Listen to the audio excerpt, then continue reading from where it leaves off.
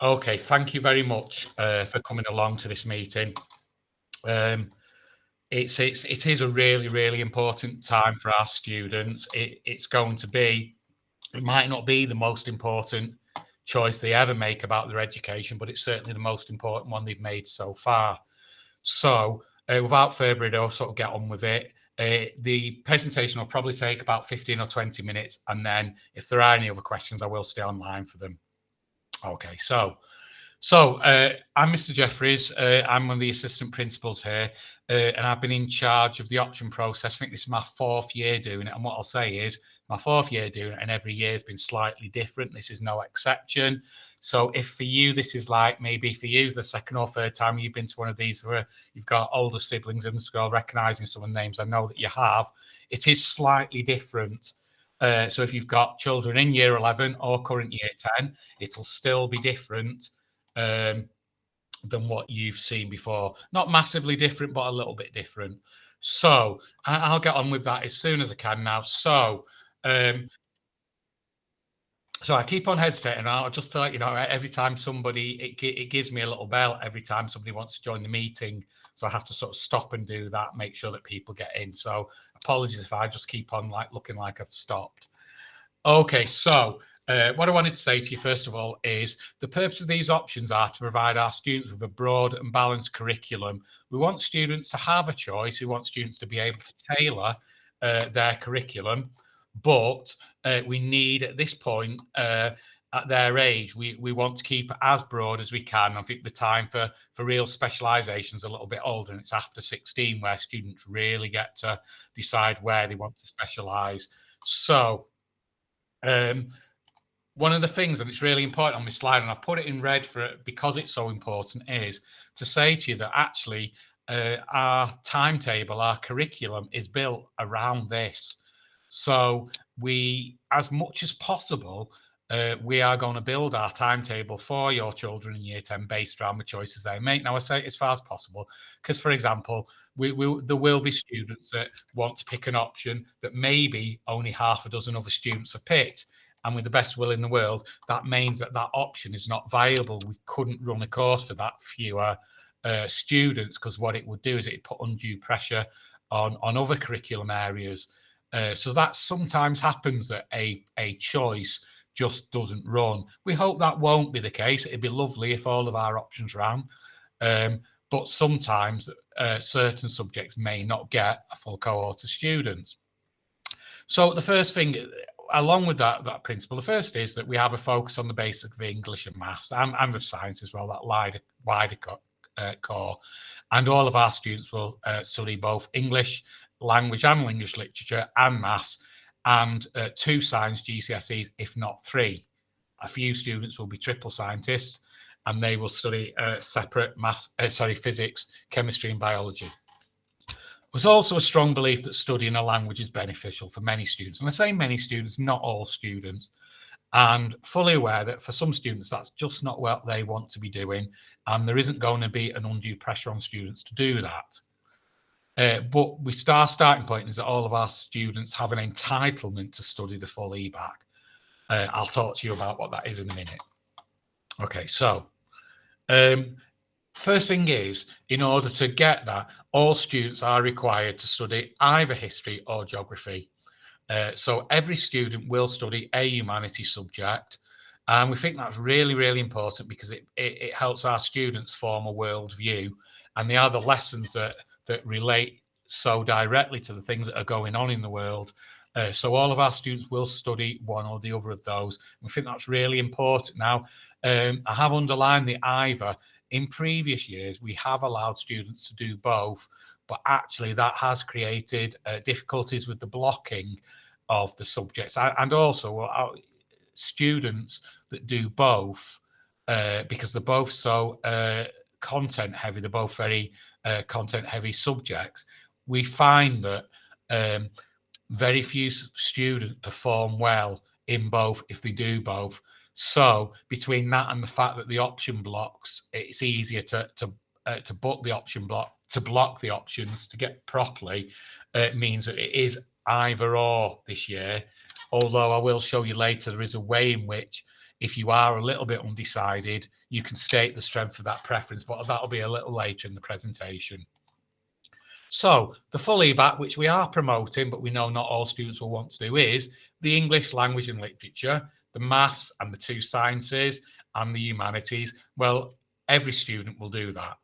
Every student will do that combination. But to make it the full EBAC, as opposed to just the EBAC, they would also have to have the modern foreign language that. Okay, we encourage that, but we know it's not right for every student, and we hope that we'd advise well on that. And we'd never stop a student doing an option they want to, but if we look at how they are in that language and we know that would be a tough one for them to get the grade in, we'll be honest and say, look, you know, by all means do it, but this is your predicted grade, and you might be better putting your effort elsewhere. Okay, so we support that entitlement, but we don't push it down students' throat, and lots of students will not want that. And I want to be really, really clear, just because the past 2 years when I've said very clearly, although we encourage it, students do not have to do a language. Still, a great many students came back and chose it thinking that they had to. I just want to make that really, really crystal clear. Though we'd love it, we don't make students do it. It's not a requirement. Okay, so in terms of the timeline for guided pathways, it's basically all happens within a very short time. I did the presentation with Year 9s in December about choices of languages. And then the next step is to do the presentation on what students were able to choose in the process. And that I did this afternoon for Year 9s. I always do it purposely the same time. I do it the same day for students and for parents, so that you know, what students get is supported by parents having that same knowledge. Okay, so this is what it will look like, the curriculum for your children in years 10 and 11. As you can see, every student will do 5 lessons of English, 4 of maths and 4 of science, 1 of PE in year 10. They'll have 1 of life. Again, that's part of a requirement, a right to have that. And then, in addition, they'll have their guided pathway 2, which will be the humanities subjects, and you can see that can be either history or geography. I hope you can see the cursor moving over the 2 of them. A further choice, and there'll be 13 to choose from there. That'll be that first additional option, and then a further additional option over there. And that will make up the curriculum. That will make up the 25 periods. You will also see that will change slightly, and that in year 11 there will be 6 lessons of science for students, regardless of whether they do triple science or they do combined science. They still get more science in year 11. Okay, so a little bit about the qualifications, and I want to say, because parents have asked me a lot, well, does it really make a difference? Is one worth more than the other? And the truth is, no, it's not at all. GCSE courses are, you know, they are the more traditional. Some people see them as the more academic. Whether that's a good thing or a bad thing, I'm not sure. But actually, the difference between a GCSE and a BTEC isn't as great as it used to be. The real key difference is GCSE courses tend to be assessed mainly with a final exam. It doesn't mean that they don't have other they don't have other coursework elements earlier on, but they do tend to be examined to a greater extent by a terminal exam in year 11. BTECs, a lot of them do have a terminal exam in year 11, but in addition, we'll have assessment periods. So it's like coursework, but not old school coursework. They have to be done within very, very specific windows, and the hours that are allocated to them in classrooms are very, very strict. Okay, so it's somewhere between coursework and an exam, and what you tend to, but for some students it still suits because they like the idea of having 3 separate assessment periods rather than exams at the end. So although the difference between the 2 is not as great as it used to be, certainly some students are attracted to the idea of an exam at the end, and some attracted to the idea of ongoing assessment. So a little bit about the subjects that can be taken. Okay, obviously it's just a list which I'll go through, but there's a little bits and pieces that I need to explain so they're really clear. So your art and design is just straightforward art. Okay, that's a GCSE. Doesn't mean it hasn't got any coursework elements. I do know they put together a portfolio, but they will have an assessed piece that's done under timed conditions. It'll just be not done on one day in an exam hall, but split up over hours, at which the piece of work will be collected in at the end of each session. So it all has to be done within that time limit.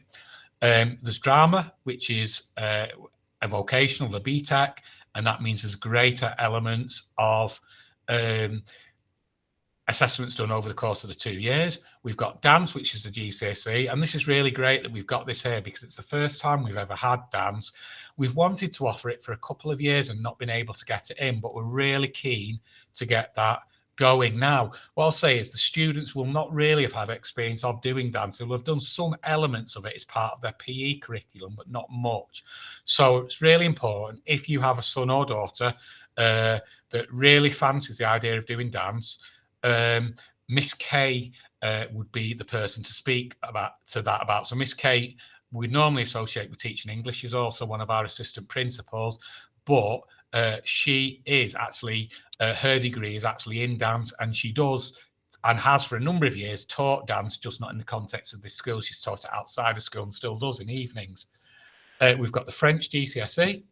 We've got the geography GCSE and the graphics and photography GCSE. Now, that is actually two separate GCSEs. You get an exam in both. The way that the course is structured, the skills cross over, so you're able to do both. One thing I'll say to you is students can't normally do art and design and graphics and photography. First of all, because the art and the graphics discount each other because they are elements of the same qualification. So the student would only have one of them count in their suite of results. Also, we feel that it would stop the balance there in that curriculum. So we tend to say to students it's one or the other. We've got media studies, which is a vocational award, and that has been very, very popular over the years. Again, it's something that students don't really have any experience of prior to year 9. And Miss Littlewood, who's massively experienced in that, would be the person to speak to. Miss Littlewood, also one of the drama and music teachers in the school, and also, again, another of the assistant principals. She looks after that. And so if your son or daughter's interested in that, she's the best person to speak to. We've got the health and social care course. And again, that is something that you won't have had any experience of. There'll have been elements of it in other subjects such as life and maybe a little bit in PE. Again, that's one where the person to speak to there would be Miss Armitage and also Mr. Gibson. Miss Armitage is the person that leads on that course.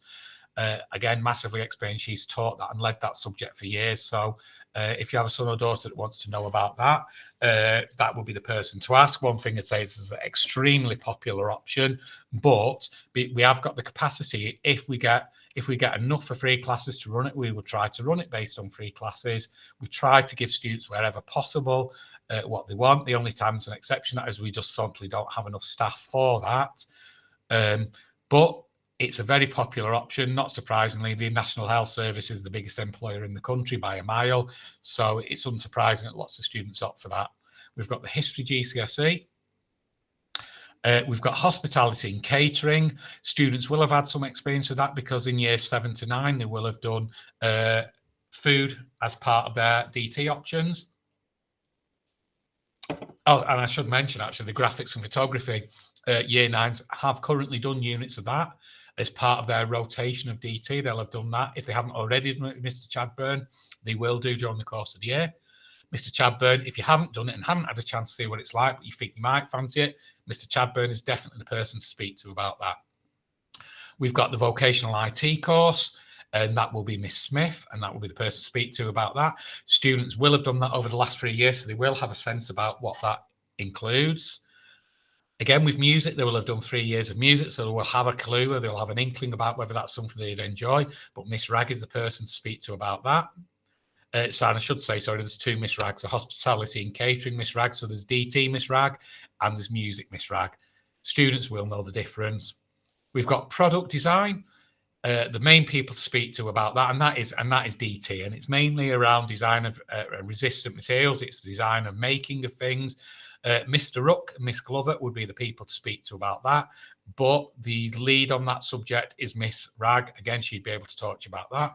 And finally, we have the sports science course. Again, it's a massively popular course with our students, and Mr. Jeps, Miss Finley, Mr. Booth, Mr. Coates, Miss Armitage as well, Mr. Gibson, they would all be able to speak to you about that course. They're all involved in the teaching of that. I say, very, very popular options.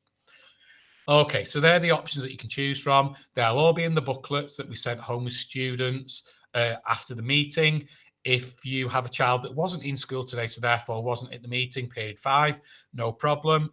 We will give them out in forms to anyone who hasn't got one of those.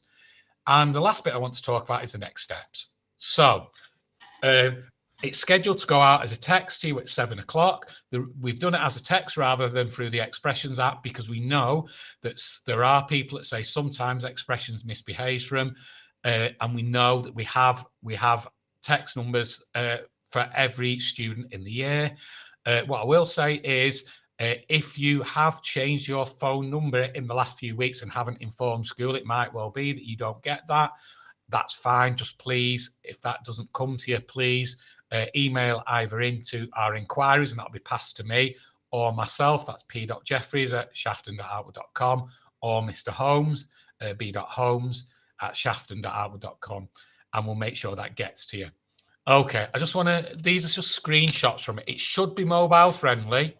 Okay, we acknowledge that most people don't fill this in on the computer or even iPad, but probably fill it in on the phone. That's why we think the text is a good way of doing it. Okay, so you'll get a choice that your first course will have to be history or geography. And you'll see there's a little drop-down box. What that'll actually have is just history or geography. You choose them.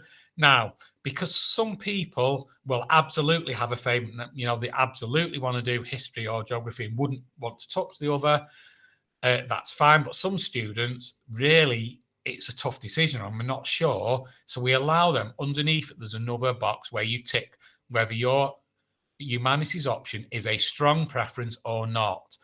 Okay, and that will help us. For example, if someone picks history, but they weren't actually that bothered whether it's history or geography, they had sort of equal feelings about them, then they put no strong preference. That might enable us to fit them in with the options they want by being able to switch them between history or geography. If you have a strong preference and you don't want that playing with, just tick that, and that means that won't be looked at, that won't be touched, so it gives you that safety on that. If you look at course choice 2 and 3, they will both have the exact same thing in them. They'll have 13 different options. They are not your second and third choices. They are both equal. So, for example, if you decided you wanted to do art and catering and you chose art as choice 2 and catering in choice 3, that doesn't mean there's an order of preference. That means that you've chose both of them as the same strength. Okay, they will be treated in an equal way. Okay, so you would, and the likelihood is, I can't ever guarantee it, but the likelihood is you will get both of your choices. Okay. As well, and I haven't put all of these down as a screenshot, underneath that on your Google form, you will have a reserve choice 1 and a reserve choice 2. Okay. They are the other subjects that you would like to do if you don't get those subjects. Okay. I wouldn't necessarily recommend that you use those choices up by putting reserves of the same choices, because the likelihood is you're going to get them. If you choose, like for example, you choose your French and sports, we will look at which option block we can fit you into, give you the choices. So the aim for us is to make sure you get all of your choices. Sometimes one particular course will be so massively popular that we haven't got the staff to teach it to everyone. For example, if we have loads and loads of people, like hundreds of people went for drama, and we only have that can teach drama, then that's where those second choices would come in. Okay, so that's really important. And we say every year to students, Do not choose something as your reserve that you don't really want to do, because there's the potential is there that you end up doing that. So please choose really carefully. With 13 choices to go from, I think it's very likely that students will find something else that they like. But in most cases, you do get your first choice. I just can't guarantee that.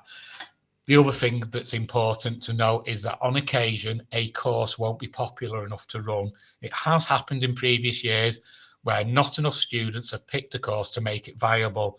With the best will in the world, you can't run a course for just 6 students.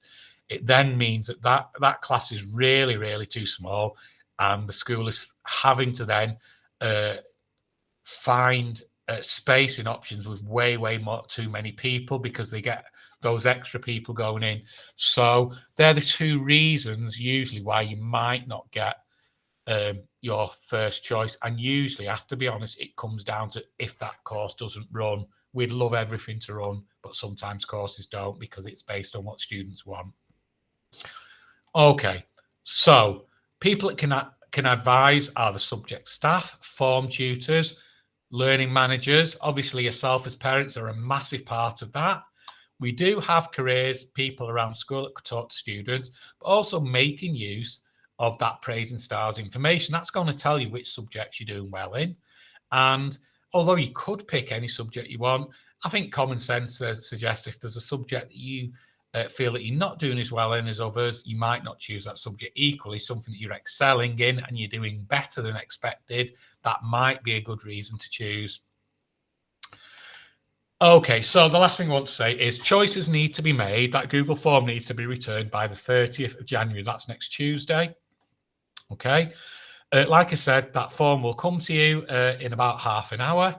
There's no reason at all why you can't fill it in straight away tonight, and I fully expect to wake up to my inbox being full of lots of choices already. However, if you want to take time over it, that's absolutely fine as well. The reason why we've given 8 days is to make sure there's a weekend in between. We know that with the best will in the world, with family situations where there's people that work late and work different shifts, we want to give every family the opportunity, if they need it, to have kind of everyone in the family, parents, etc., to sit down and talk about it and give them time to make that choice. What I will say is there will be a reminder text goes out on Thursday to everybody, and that will go out regardless of whether you've already sent it or not. So please don't worry if you get it and you know you've sent it. There is an easy way to do that. You can select on the Google form that you have confirmation of your response. Okay, so that will go out to everyone regardless, so that we make sure we hit everybody. So please, if you know and you've had your confirmation that you know that form's been filled in, please don't worry about that. It's just to make sure that we get everybody. The last thing that I want to say about that, and that's really, really important, is the Google email address that's used for this form must be your child's school email address, their S number. Okay. Now, every student does IT, has used it for logging on in the library and used it for accelerated reading and all the rest of it. Every student should know their S number. They use it at least once a week, sometimes a lot more, to log on. So that's really important. If we get any option submissions on anything other than a school account, we won't be able to accept them. It doesn't mean we'll just won't do anything with it, but we'll get back to you and we'll say, really, really sorry, but this has to be repeated through your child's school Google account with their S number. It's really important. It's a way of making sure that we verify that students absolutely are aware of those and are happy with them. It might sound mad, but we have had examples of students who've had options picked by parents and didn't even know it was being picked. I know that's a rarity and it doesn't really happen. We need to make sure that from our end, we've been really clear and we've made sure that that's the case, that we know that all students have had eyes on. That's it from me. I am going to stop recording, and please feel free to leave at any point. If you want to ask any questions, the best way to do it is to put it on chat, and I will monitor the chat for maybe the next 10 minutes.